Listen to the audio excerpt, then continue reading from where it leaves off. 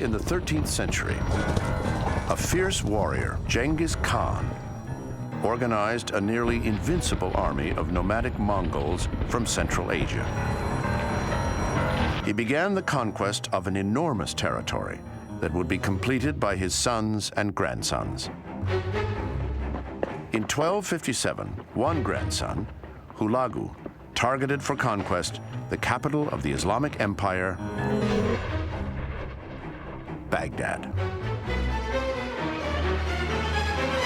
The chief religious tradition among the Mongols was various forms of shamanism.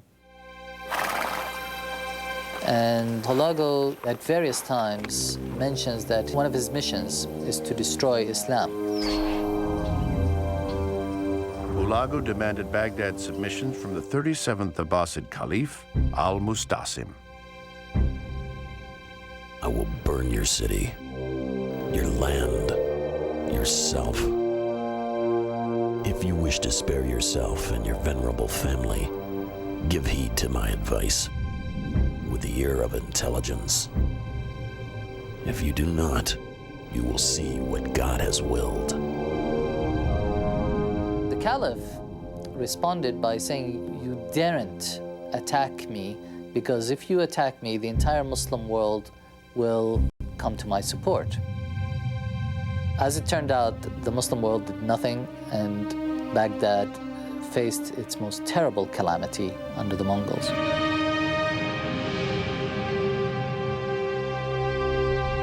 In January 1258, Hulagu led an army of 70,000 to Baghdad.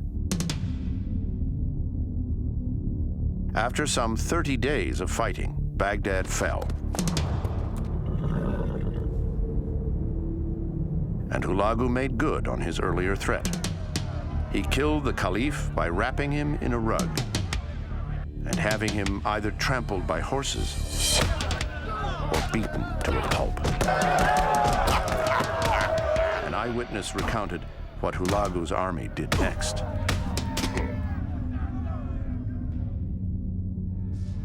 They swept through the city like hungry falcons attacking a flight of doves. Or like raging wolves attacking sheep. With loose rein and shameless faces, murdering and spreading fear. Probably about 100,000 people were put to the sword in several weeks of looting. The great libraries of Baghdad were intentionally destroyed. Most of their books were dumped in the river. Legend has it that the Tigris River first ran red with blood and then black with ink. It was a terrible massacre, and the extent of the destruction is one that remains very much in the consciousness of Iraqis today, believe it or not.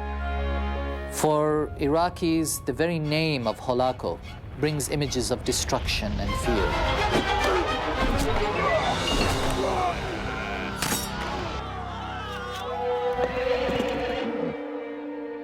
Hulagu died in 1265.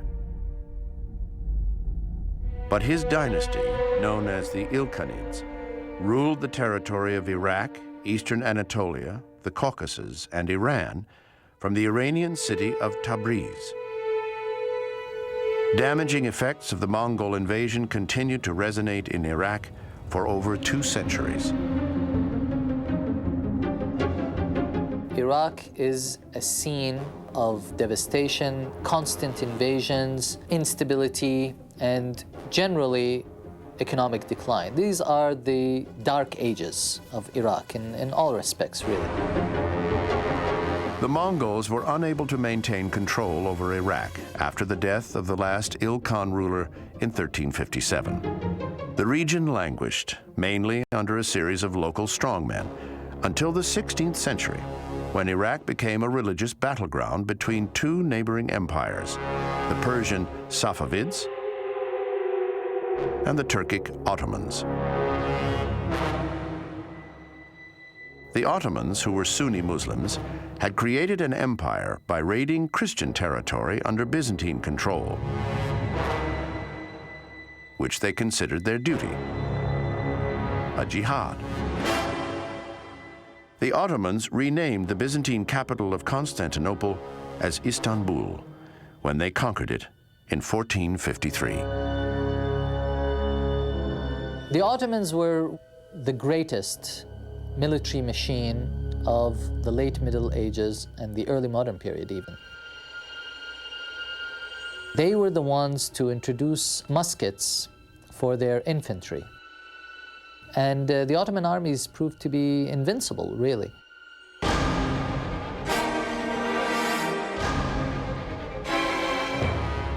Beginning in 1520 with the reign of the 10th Sultan, a brilliant military strategist known in the West as Suleiman the Magnificent, the Ottoman Empire reached its zenith and became a world power.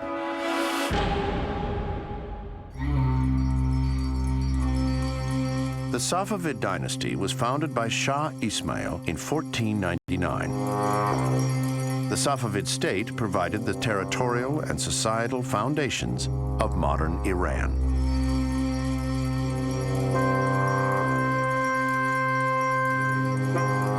They started out as being a mystical Muslim community in the mountains of Azerbaijan. Eventually, they would adopt Shia Islam and became fervent Shia Muslims. Under Shah Ismail, who was the first ruler of the Safavid Empire, Shia Islam was imposed upon the population of the conquered areas. Shah Ismail invaded Iraq in 1508,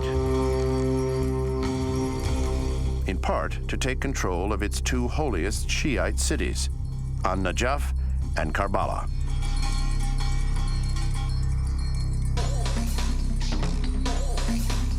Sultan Suleiman considered himself the supreme caliph of Islam, and so not only sought Ottoman control of Iraq for commercial reasons, but for religious ones as well. They needed to conquer it, not only to defeat the Shi'i Persians and acquire legitimacy as Sunnis, but Iraq also represented for Suleiman the Magnificent the seat of the Abbasid Empire. For him, by conquering Iraq, he was resurrecting this Abbasid Empire. He viewed himself as the inheritor of the legacy of the Abbasids.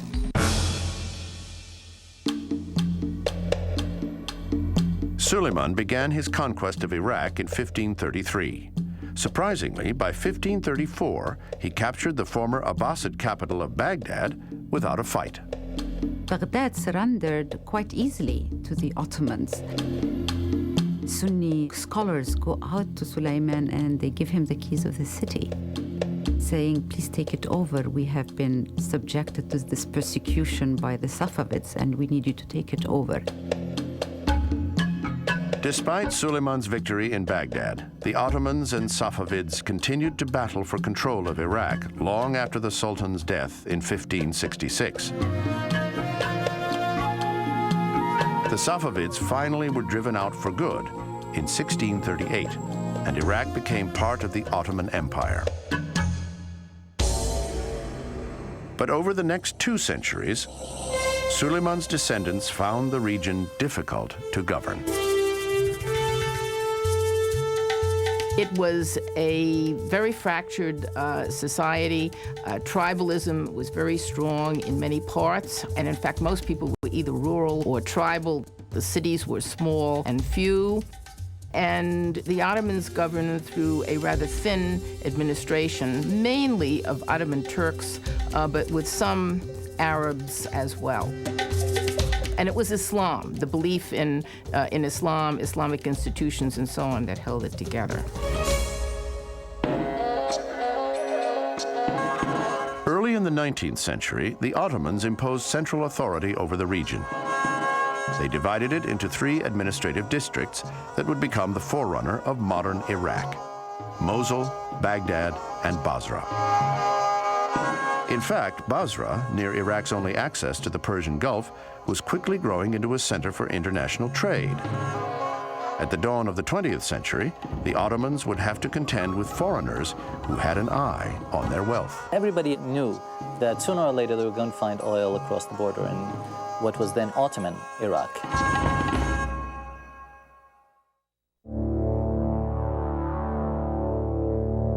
In 1908, crude oil was discovered in Iran.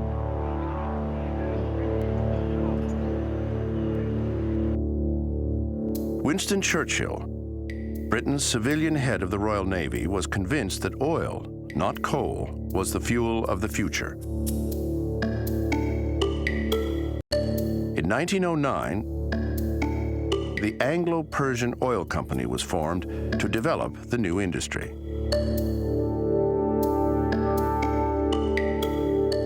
Everybody knew that sooner or later they were going to find oil across the border in what was then Ottoman Iraq.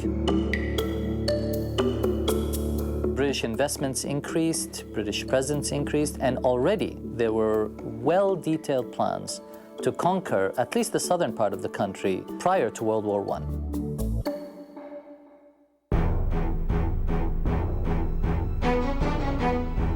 On August 1st, 1914, Germany, motivated by a desire for greater power and international influence, declared war on Russia.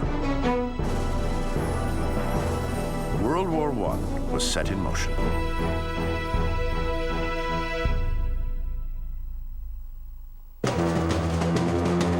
When the Ottoman Empire sided with Germany and Austria-Hungary against the Allies, the British found their commercial interests in the Middle East suddenly threatened. By November 1914, the British Army occupied Basra to defend the Anglo-Persian Oil Company's fields and refineries nearby in Iran. Beginning in 1916, the British engaged in a series of offenses that eventually led to the capture of Baghdad. They entered the city on March 11, 1917, under Lieutenant General Sir Frederick Stanley Maude. 9,000 Turkish soldiers surrendered rather than put up a fight. General Maude announced to the people of Baghdad, "Our armies do not come into your cities and lands as conquerors or enemies, but as liberators." The British Army continued to move north until it captured Mosul early in November 1918. Britain then controlled nearly all of Iraq. The Ottoman Turks were defeated.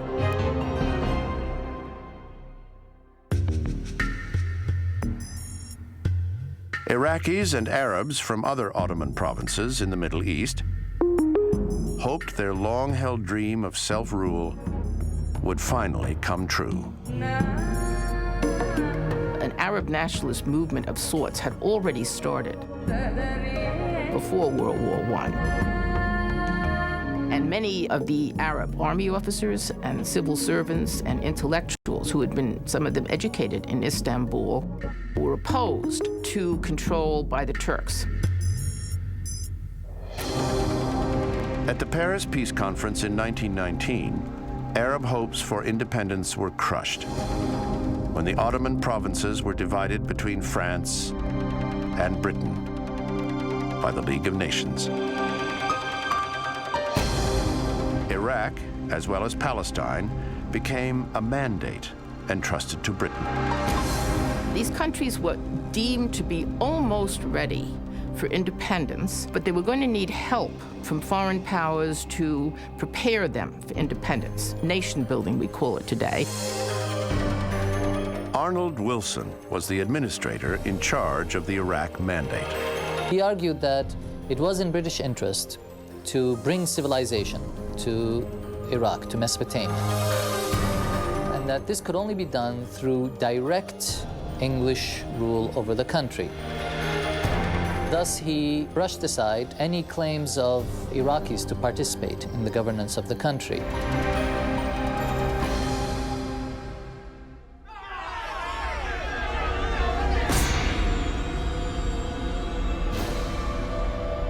Enraged at being shut out of the new government, 100,000 armed Iraqis revolted in July 1920. In the Iraqi view, of course, this is the first national rebellion against British colonialism. It took the British 3 months to crush the rebellion.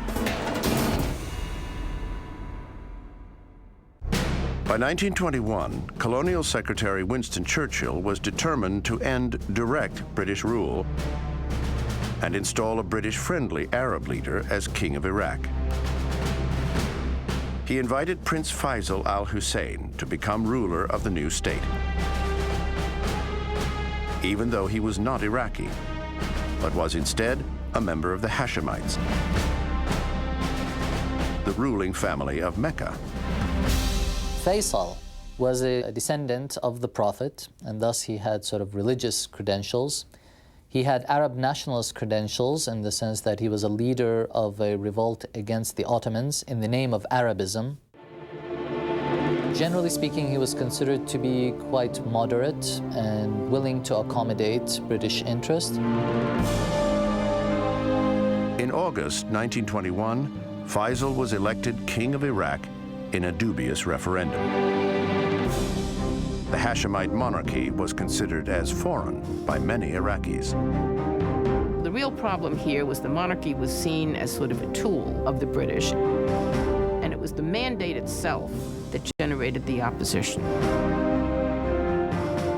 British control could not prevent King Faisal from leading Iraq toward greater freedom. At the king's urging, Iraq was admitted to the League of Nations as an independent state in October 1932.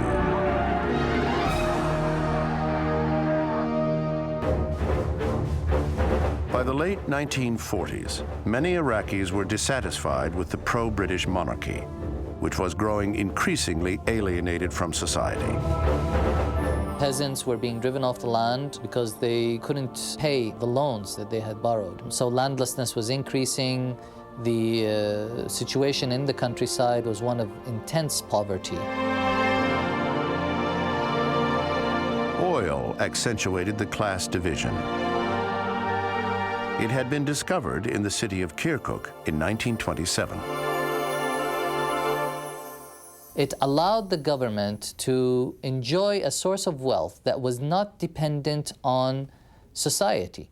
It didn't have to pay any attention to taxpayers and their wishes. There was the entire budget of the Iraqi government right from the ground, so it was not accountable to anybody, and this caused it to grow in arrogance and in isolation. Inequality and social misery intensified Arab nationalist and anti-Western sentiments. You get the rise of ideologies, and more specifically Marxism, Leninism, that begins to influence those people who are struggling against colonialism and imperial control.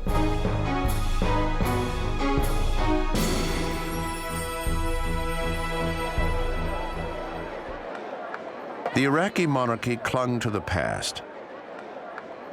On May 2nd, 1953, 18-year-old Faisal II assumed the throne. Surrounded by senators, deputies, and members of foreign delegations, he took the oath of kingship. In 1956, Iraq joined the Baghdad Pact, an anti-communist security alliance that included Great Britain, Turkey, Pakistan, and Iran. That same year, King Faisal affirmed his government's friendship with Britain.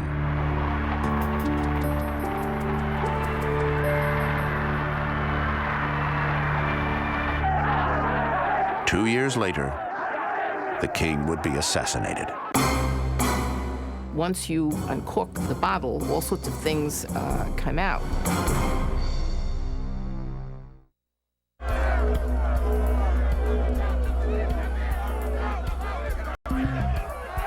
By the late 1950s, a strong nationalist sentiment pervaded Iraq. Determined to end the monarchy, a military group called the Free Officers Association launched a coup on July 14, 1958. Explosive news from the Middle East. A military coup and mob revolt in Iraq topples King Faisal from the throne. It was over in just a few hours. A bloody massacre at Al-Zuhur Palace left 23-year-old King Faisal dead. They tore him to pieces, they mutilated his body, they cut his feet off, they cut his head off, his hands, and then they hanged him for everyone to see.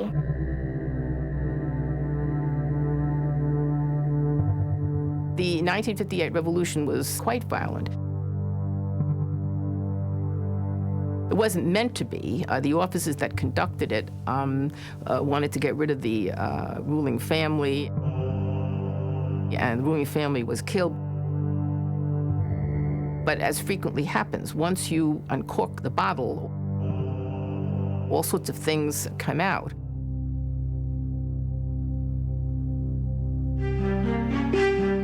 The leader of the revolution, General Abdul Karim Qasim, became Prime Minister of the new Republic of Iraq. Our revolution is a real reaction against tyranny and corruption. Our foreign policy is to work for peace and cooperate with the other nations. We are friendly to all peace-loving nations on the basis of mutual interest.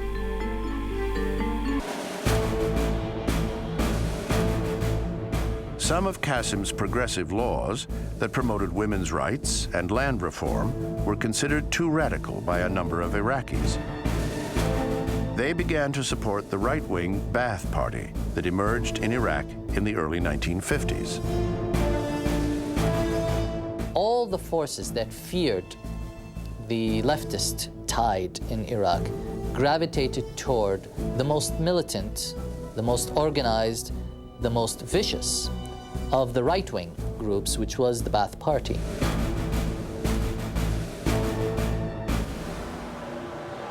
The storied city of Baghdad, capital of Iraq, has been the scene once more of bloody revolt that has seated a new government.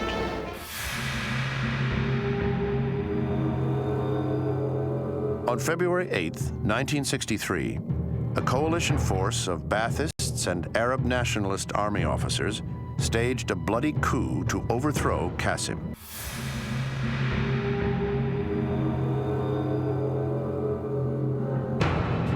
"24 hours later, he was executed. A former collaborator of Qasim in the 1958 revolution, Colonel Abdul Salam Arif, assumed the presidency. Following the coup, Arif and his Arab nationalist supporters in the army outmaneuvered the Ba'aths to take complete control of the government.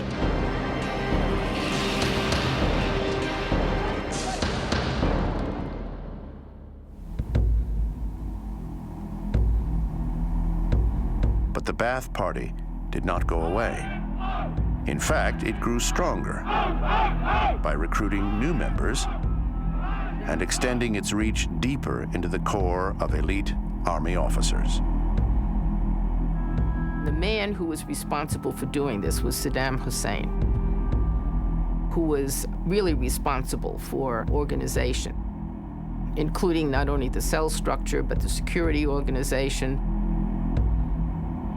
On April 13th, 1966, Arif was killed in a helicopter crash.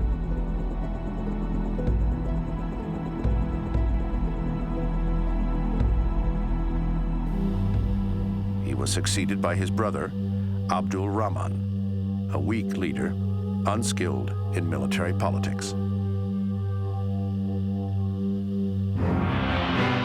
On July 17th, 1968, the Ba'ath Party took advantage of Abdul Rahman's ineffective leadership. The Baathists staged a nearly bloodless coup that sent him into exile. 54-year-old General Ahmed Hassan al-Bakr became president of the newly established Revolutionary Command Council. Iraq's supreme executive, legislative, and judicial body. Al-Bakr's vice chairman and second in command was 31-year-old Saddam Hussein. He was raised by his uncle, who was a staunch Arab nationalist, and who fed him this outlook. We hear stories that he was sort of a village bully, that he carried a pistol around with him, and there are those who say he even killed someone when he was still a child. Saddam was in charge of internal security, the job of eliminating any opposition to the Ba'ath government and to himself. For a long time, the Ba'athists depended on elements within the military to stabilize their rule. Saddam built a new base for the party, and this was the secret police.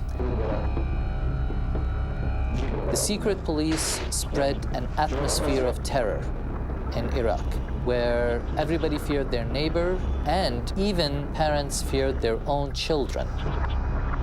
During the next 10 years, al-Bakr and Saddam Hussein moved Iraq toward totalitarianism.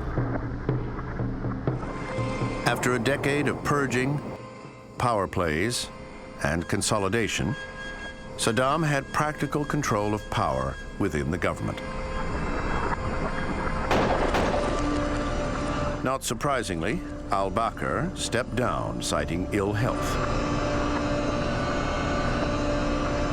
On July 17, 1979, Saddam stepped to the forefront of Iraqi politics and proclaimed himself the new leader of Iraq.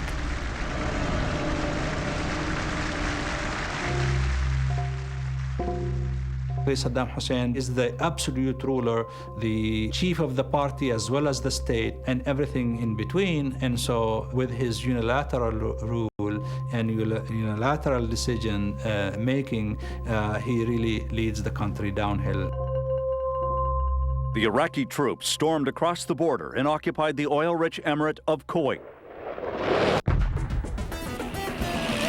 Saddam's invasion of Kuwait in August 1990 brought decisive international action and led to the Gulf War in 1991.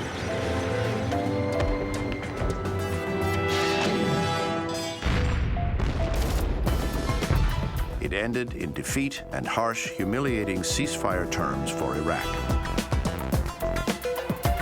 Over the next 12 years, Iraqis endured economic sanctions, weapons inspections, and airstrikes.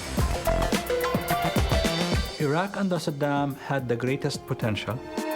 It is a very wealthy country, had a lot of resources, and it was forced to be underdeveloped economically and everything else after the sanctions were imposed after the Gulf War. Saddam remained defiant. This is a regime that has something to hide from the civilized world. By 2002, many in the U.S. government believed that the Iraqi leader had hidden weapons of mass destruction somewhere in his country. A U.S.-led military coalition entered Iraq in April 2003, and before the end of the year, Saddam Hussein had been ousted and captured.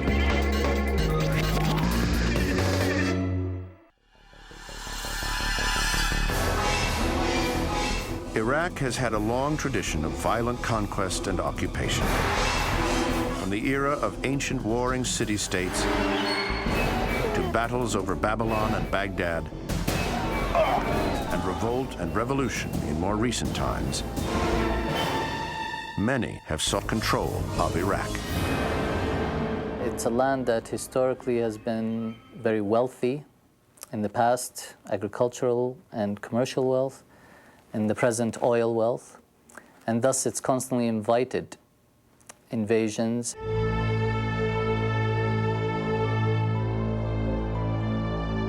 For centuries, Iraqis, indeed their Mesopotamian ancestors, resented or tolerated larger-than-life, power-hungry leaders. The end of Saddam Hussein's brutality and repression has provided an opportunity for change in Iraq. In June 2004, a new Iraqi government took control of the country. As the post-Saddam outcome for Iraq continues to unfold, the vision and leadership of Iraqis will determine how extensive change will be and what direction it will take.